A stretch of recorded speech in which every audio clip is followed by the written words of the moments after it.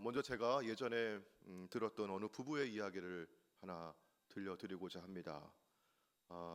이 부부의 아내가 젊은 시절의 이야기인데요. 남편이 거듭 사업에 실패를 하고 가정이 많이 어려워졌습니다. 하지만 남편은 좌절하지 않고 다시 일어나서 뭐라도 해야겠다 하는 마음 가지고 서울의 청과 도매상에 가서 사과를 이렇게 떼어다가 춘천에 가져가서 이렇게 넘기는 그런 일을 하셨어요. 어, 다소간에 조금의 좀 이윤이 있었지만 그래도 가정을 위해서 뭐라도 해야겠다 그런 마음이었습니다. 한 번은 춘천으로 사과를 떼어 갔던 그 남편이 이틀이 되고 사흘이 되어도 집에 돌아오지를 않는 겁니다. 예, 아내가 많이 걱정이 됐을 거예요. 당일 그때는 교통이 좋지를 못해가지고 당일로 돌아오는 일은 어려웠지만 그래도 어김없이 이틀째에는 꼭 돌아오는 남편이었는데 사흘이 되도록 오지 않으니까 걱정이 돼서 아내가 기다리다 못해 다섯째 되는 날에는 남편을 찾아 춘천으로 갔습니다. 에, 막막했어요. 춘천이 뭐 사람 손바닥만한 줄 알고 갔는데 춘천도 그래도 꽤 넓은 곳이었습니다. 어디에서 남편을 찾을까 하는 수 없이 춘천 시내에 있는 여관들을 다 뒤지기 시작했어요. 남편이 어디 있을까? 그런데 모조리 여관마다 다 방문해 보았지만 남편이 없는 겁니다.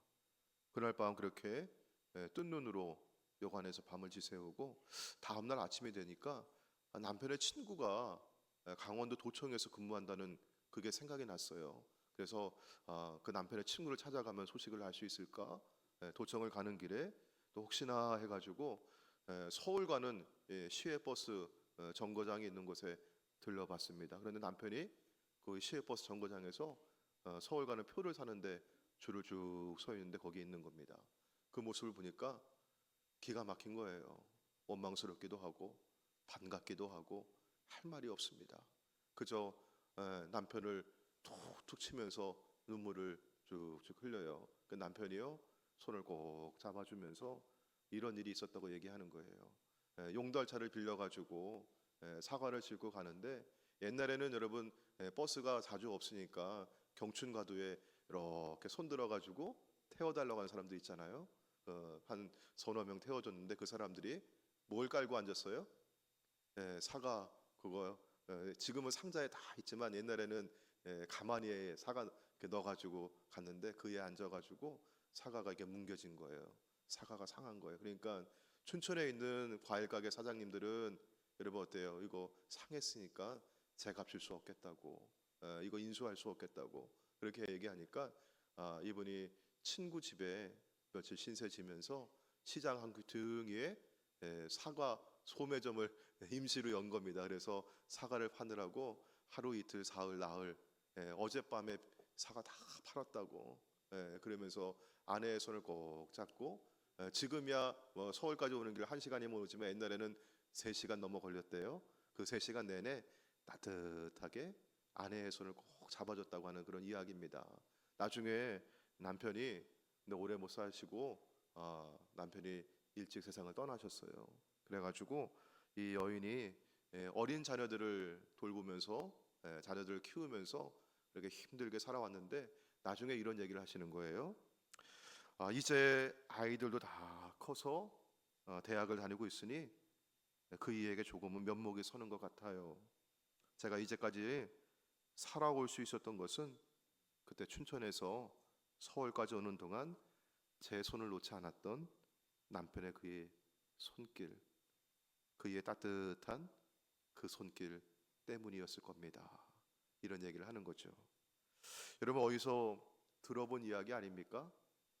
제가 학창 시절에 국어 시간에 읽었던 김소은 선생의 수필 가난한 날들의 행복이라고 하는 그런 글에 실려 있는 어느 부부의 이야기입니다. 일찍 남편을 잃고 고생하면서 자녀를 키워온 부인이 하는 말, 여러분 그동안 이제까지 살아올 수 있었던 힘은 무엇 때문이라고 얘기하죠?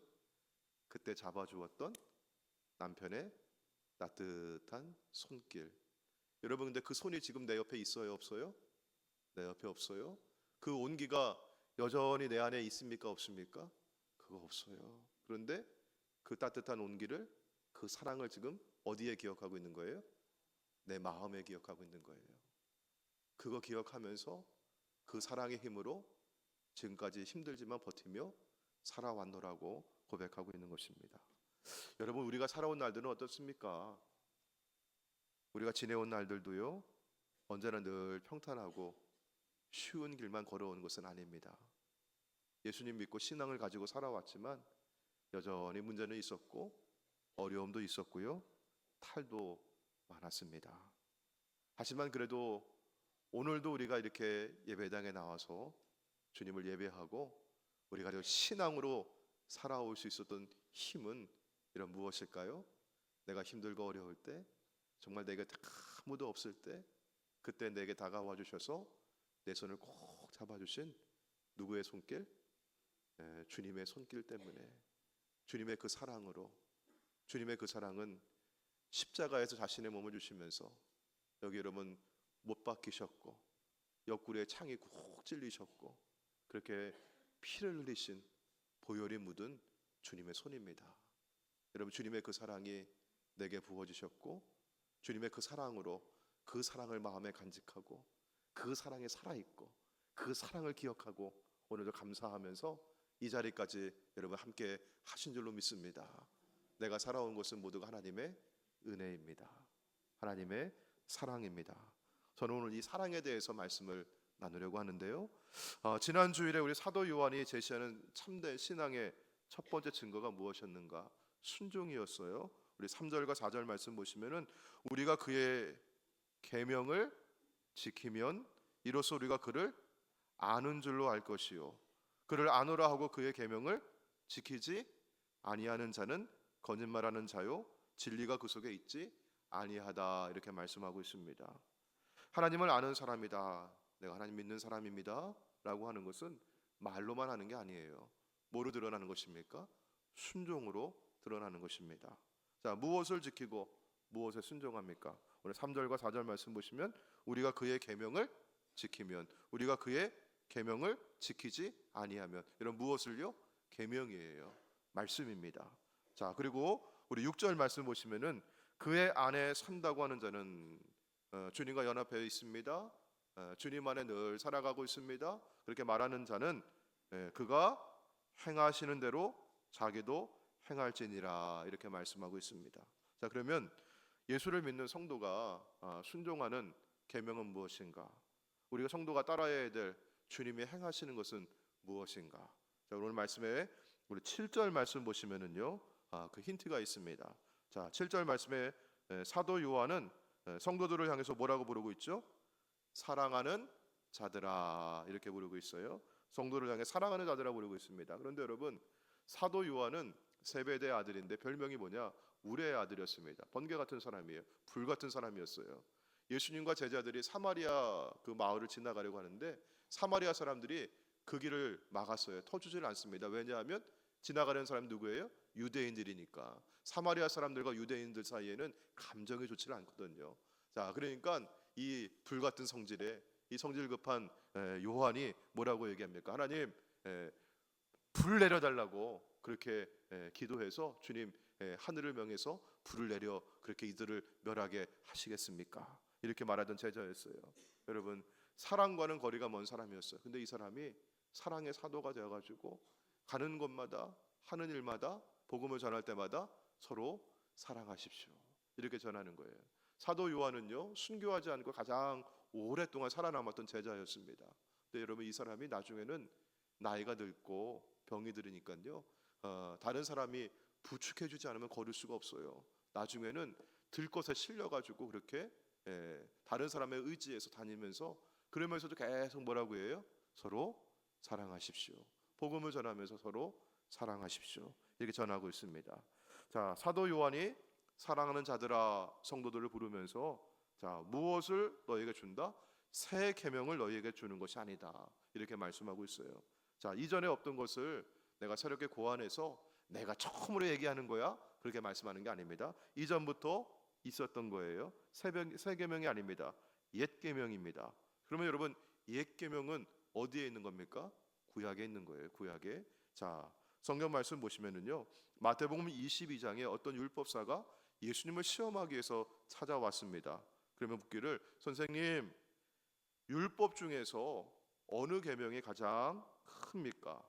예수님이 대답하십니다. 내 마음을 다하고 내 목숨을 다하고 내 뜻을 다하여 주 너희 하나님을 사랑하라 하셨으니 이것이 크고 첫째 되는 계명이요 둘째도 그와 같으니 내 이웃을 내 자신과 같이 사랑하라 하셨으니 이 두 계명이 온 율법과 선지자의 강령이니라.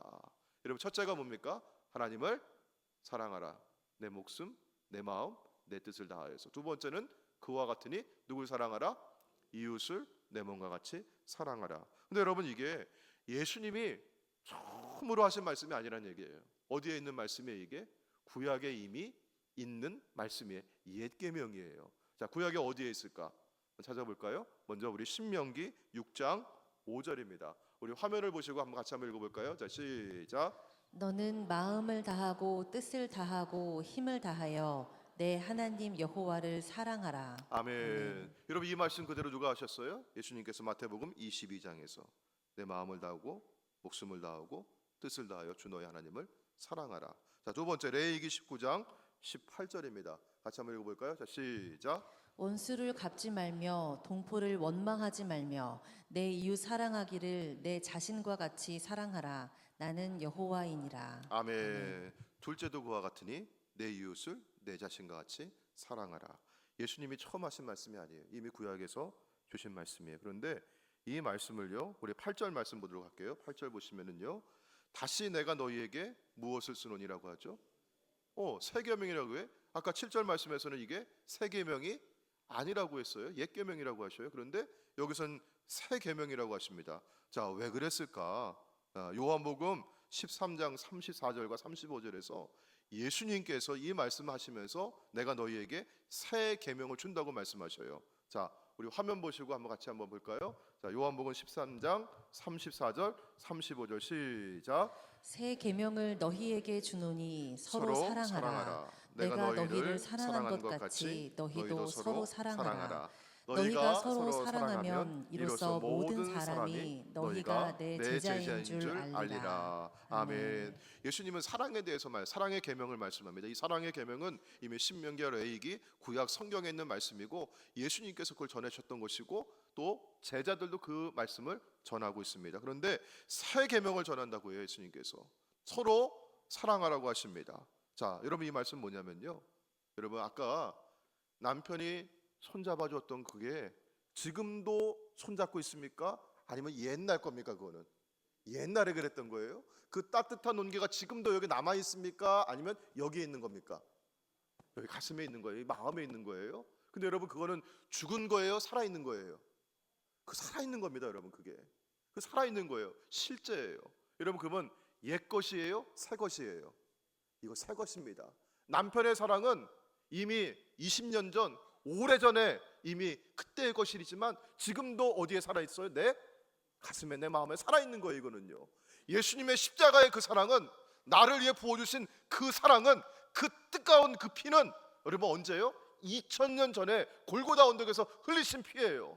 그런데 여러분, 그 피가, 그 사랑이 지금 어디에 살아있습니까? 내 가슴에 살아있는 거예요. 내 마음에 살아있는 거예요. 예수님의 말씀은 구약에, 여러분, 신명기에서 레위기에서 주신 말씀이고 예수님이 하신 말씀이고 여러분 사도가 하는 말씀이지만 여러분 그 말씀은 지금도 살아있고 지금도 우리가 새롭게 받아야 하는 것이고 순종하고 지켜야 하는 것인 줄로 믿습니다.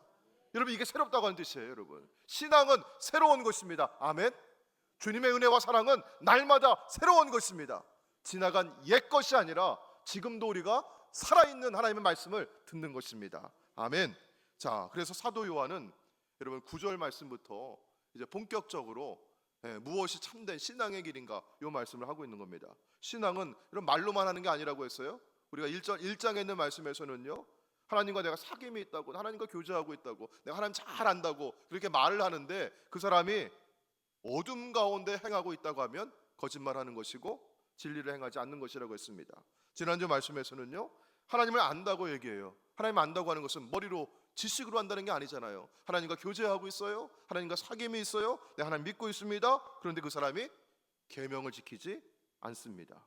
거짓말하는 것이고 역시 진리가 그 속에 있지 않다고 말씀해요. 자, 우리 9절 말씀은 이렇게 말씀합니다. 9절입니다. 빛 가운데 있다 하면서, 이런 빛은 누구를 말하는 걸까요? 예수 그리스도예요. 내가 예수님 안에 있어요. 내가 그리스도 안에 살아가고 있습니다. 내가 주님과 함께 거하고 있습니다. 그렇게 얘기하는데, 자, 그 사람이 주님이 내 안에 계시다고, 내가 주님 안에 있노라고, 내가 예수 믿고 살아가고 있다고 그렇게 말은 하고 있는데, 여러분 중요한 것은 뭐냐면요, 그 사람이 다른 사람을 대할 때 어떻게 대하고 있느냐 이거예요.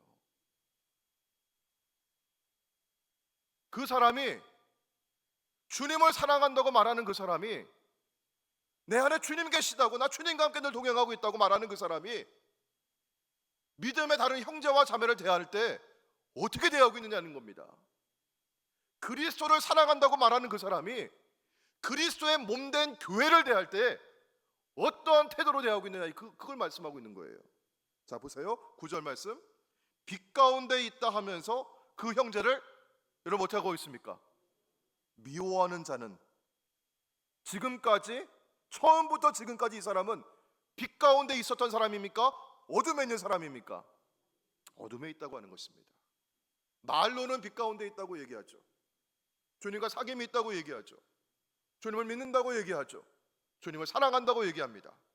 그러나 주님의 몸된 교회를 사랑하지 않고, 형제와 자매를 사랑하지 않고 미워하고 있다면, 용서하지 못하고 있다면, 주님의 몸된 교회에 위해를 가하고 있다고 한다면, 그 사람은 지금까지 처음부터 어둠에 있었던 사람입니다. 이걸 보고 알 수 있다고 하는 것입니다. 자, 우리 11절 말씀 보도록 할게요. 자, 11절 말씀 보시면은, 그의 형제를 미워하는 자는 어디에 있어요? 어둠에 있고, 또 무엇을 행하고 있습니까? 어둠에 행하고 있어요. 그럼 여러분, 어둠에 있으면, 여러분 지금 우리 한밤중이라 한번 생각해 보세요. 여기 실내에 있는 전등을 다 꺼봐요. 여러분 어떻습니까? 보입니까? 안 보입니까? 안 보이죠. 왜? 어디에 있으니까? 어둠 속에 있으니까. 어둠이 내 눈을 가리고 어둠이 내 눈을 멀게 하는 거예요. 자, 그러면 갈 곳을 알아요, 몰라요? 이 사람은요, 갈 곳을 알지 못하죠. 방황합니다. 헤매입니다. 자기가 어디로 가는지 인생의 길을 알지 못합니다. 어둠이 그를 덮었고 그의 눈을 가리었기 때문입니다. 자, 어떤 사람을 볼 때 그 사람이 신앙인이라고 얘기해요. 한때 교회의 지도자였다고 얘기합니다.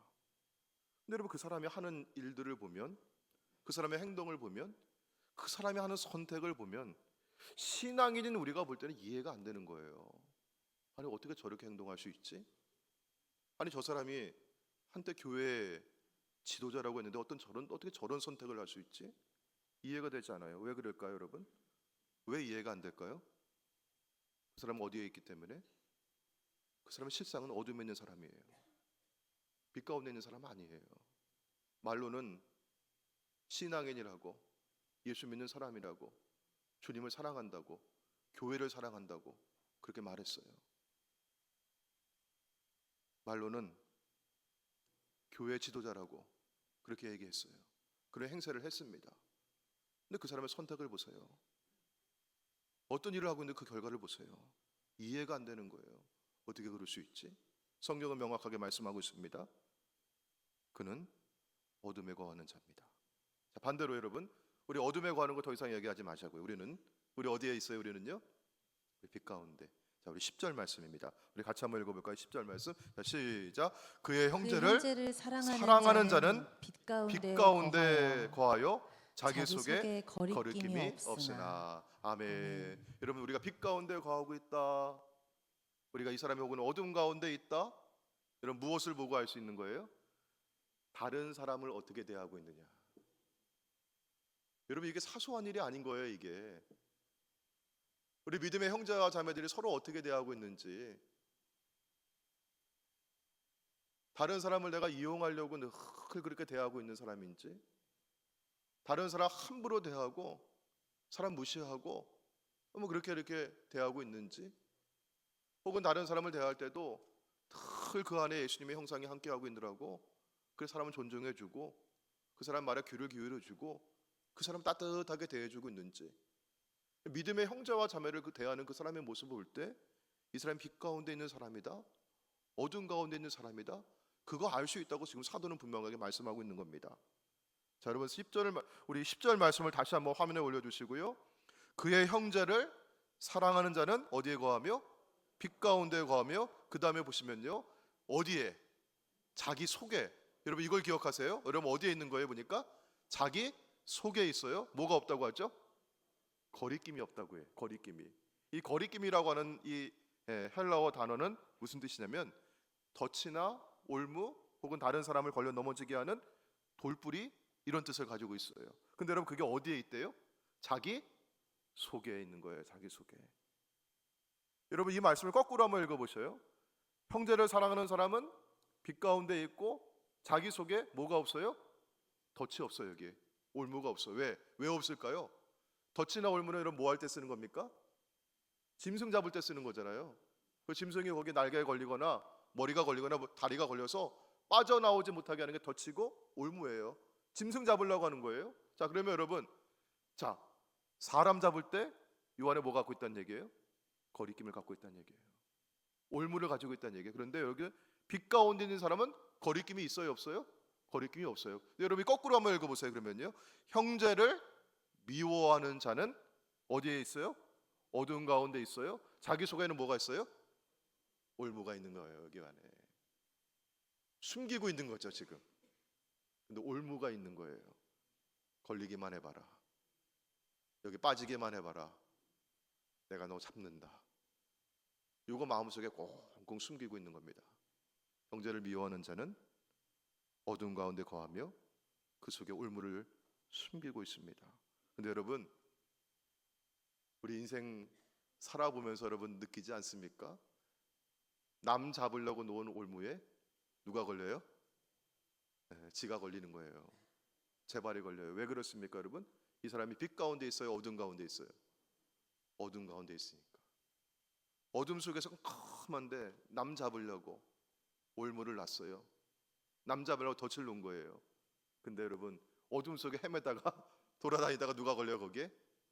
지가 걸려요. 그런 겁니다. 우리가 보통 여러분 신앙생활 하면서도 시험 들었어요, 내가 시험 들어서 내가 넘어져서 주저앉았어요, 여러분 그런 얘기 하실 때 있는데, 여러분 시험 드리는 거 다른 사람이 주는 게 아니에요. 누구 안에서 있는 거예요? 내 안에서 있는 거예요. 내 안에서 시험거리 있는 거고, 내 안에 유혹이 있는 거고, 내 안에 실망이 있는 거고, 내 안에 욕심이 있는 겁니다. 다른 사람이 아닙니다. 자기 자신입니다. 내가 놓은 덫에 내가 스스로 걸리고 내가 시험 드는 겁니다. 그런데 여러분 누가 시험에 들지 않고 누가 넘어지지 않을 수 있을까요? 거리낌이 없는 사람입니다. 덫을 놓을 필요가 없는 사람이에요. 여러분 이 사람은 누굽니까? 빛 가운데 행하는 사람이고, 여러분 이 사람이 빛 가운데 있다는 걸 어떻게 알 수 있어요? 형제를 사랑하는 사람이에요. 다른 사람을 대하는 그 모습을 한번 눈여겨 잘 보시기를 바랍니다. 미움은 어둠입니다. 어둠은 눈을 멀게 하고요, 방향 없이 막 던지게 합니다. 막 날리는 겁니다.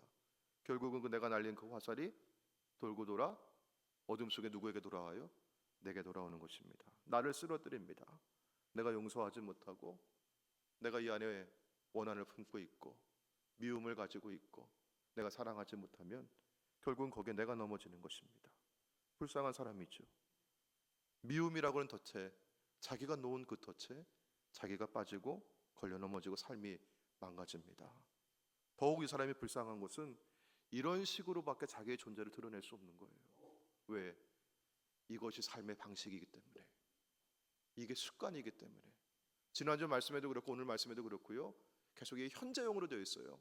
헬라어의 현재형은요, 과거에 한두 번 있었던 일이 아니란 얘기예요. 지금도 계속해서 반복적으로 습관적으로 지속적으로 그렇게 된다는 얘기예요. 이게 뭡니까? 삶의 방식이란 얘기예요. 그게 미움이 이 사람의 삶의 방식이고 그런 식으로 내가 살아있다는 걸 드러내는 거예요. 자기의 존재 증명이 그렇게 되는 겁니다. 자, 여러분, 그러나 그리스도인은 변화된 사람입니다.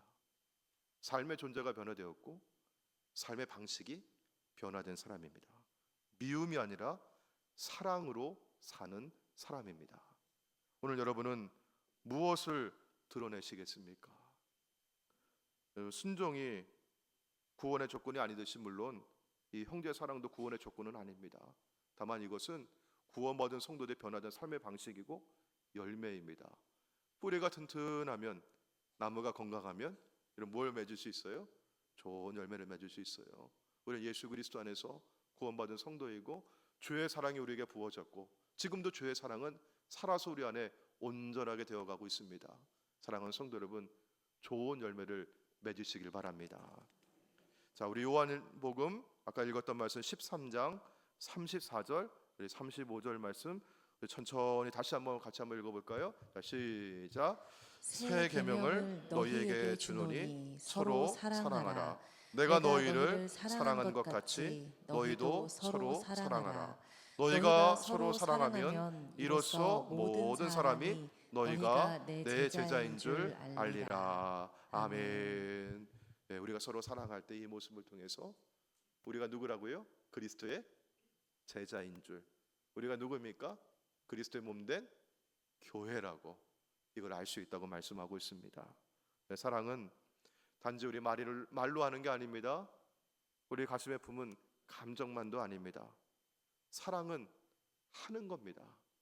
사랑은 하는 거예요. 우리 교회에 오늘 이 자리에도 계신데요, 우리 김 권사님이 계셔요. 김 권사님의 막내 아드님이 저하고 고등학교 동창이에요. 그러면 저는 우리 김 권사님을 뵈면은 늘 누구를 뵙는 것 같아요?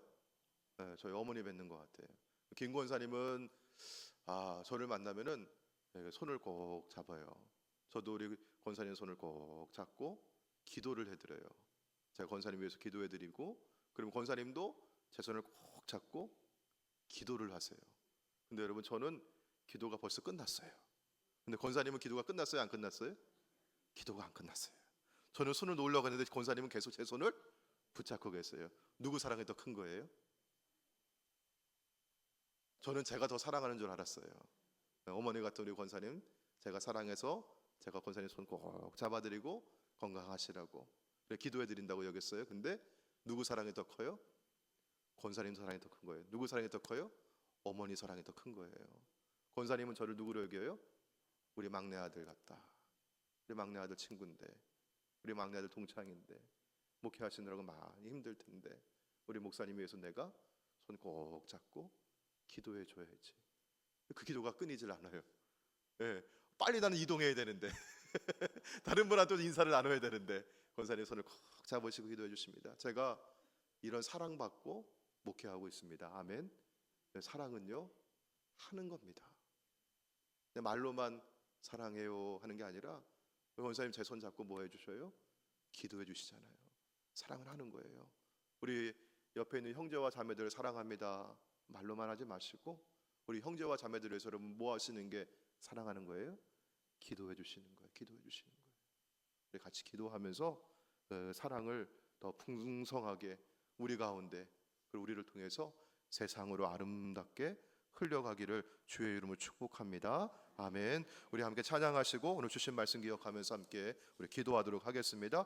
우리 그 사랑이라고 하는 찬양입니다. 이 찬양하시고 오늘 말씀을 기억하면서 주의 사랑이 내게 부어졌습니다. 주의 사랑으로 내가 살고 있습니다. 나도 주님을 사랑하고 주의 몸된 교회를 사랑하고 우리 옆에 있는 형제와 자매들을 사랑하겠습니다. 내가 교회를 위해서 기도하겠습니다. 내 옆에 있는 형제와 자매를 위해서 기도하겠습니다. 우리 같이 우리 함께 마음을 모아서 기도하겠습니다.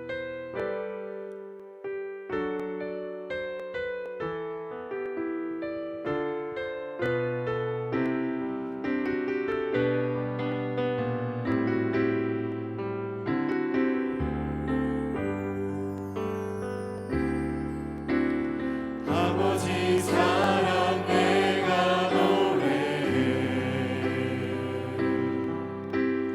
아버지 은혜 내가 노래해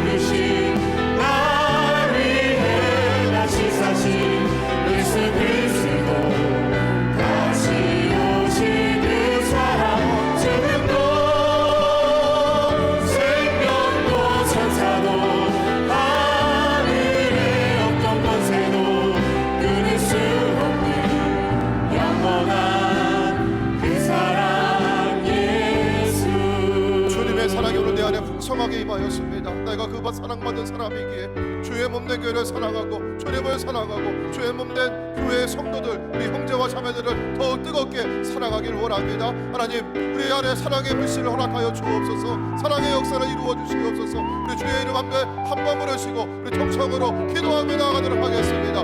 주여 아버지 하나님 감사합니다. 주님 오늘도 주시는 말씀 가운데 아버지를 향하신 하나님의 음성 공개 하시는 것 같습니다. 아버지 나를 사랑하신 그의 사랑이 아버지 십자가에서 보이신 그 사랑이 아버지 십자가에서 내리신 그 보혈입니다.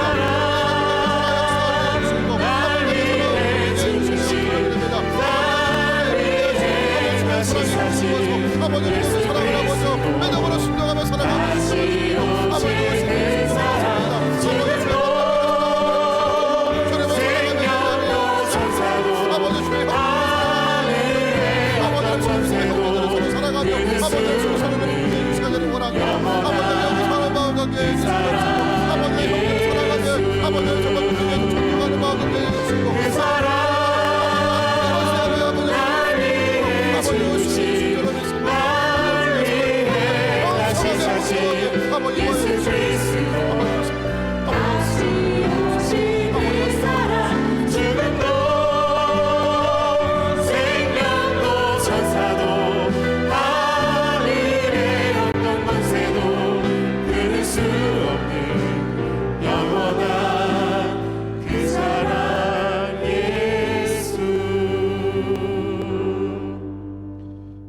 감사합니다. 2000년 전 골고다 언덕에서 흘리신 그 보혈의 피가 지금도 내 안에 살아계시고 오늘도 그 사랑과 그 은혜가 나를 살리시고 나를 지키시고 돌보시고 함께하여 주시니 감사합니다. 저희들이 사랑의 통로가 되게 하여 주옵소서. 부으신 그 사랑이 더욱 풍성하게 우리 이웃과 세상을 향해 흘러가는 통로가 되게 하여 주옵소서. 주님을 사랑하고 예배하게 해주시고 주의 몸된 교회를 사랑하며 교회를 위해서 일하는 헌신된 일꾼들이 되게 하여 주옵소서. 또한 믿음의 형제와 자매들을 대하는 우리의 모습이 서로를 존중하고 용서하고 사랑하며 서로를 위해 줄 수 있는 사람들이 되게 하여 주시옵소서. 이 사랑이 세상을 향해 흘러가길 원합니다. 주님 세상을 살리는 이 사랑을 부어 주시옵시고 우리 안에 온전케 하여 주실 줄로 믿습니다. 우리 주 예수님의 이름으로 기도하옵나이다. 아멘.